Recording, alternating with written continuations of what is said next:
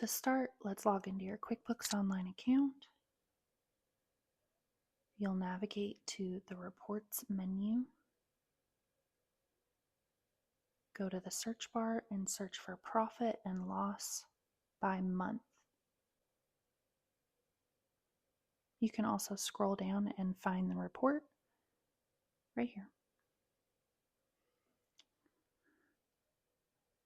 Go ahead and adjust your report dates to match the months needed, and then export the report as an Excel sheet and open it up.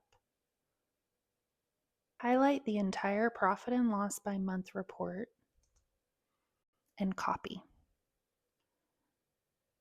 Navigate to the P&L sheet tab on your Profit and Loss at a Glance report.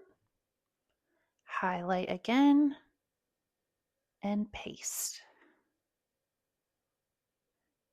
Your information on the Overview tabs will auto-populate and your charts will fill in.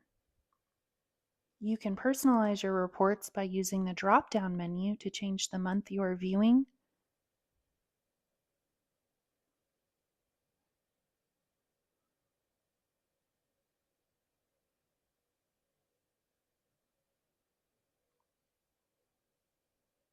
Or you can copy and paste accounts directly from your P&L sheet for the accounts that you want to keep an eye on. You can do this on both the monthly overview tab and the yearly overview tab. Please keep in mind that the account names must match to the T in order to update.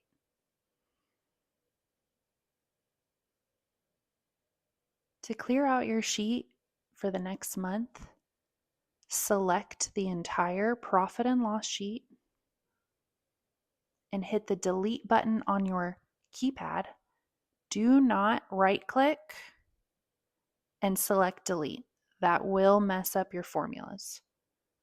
If you have any issues, please feel free to reach out to us at any time. As always, we appreciate you guys.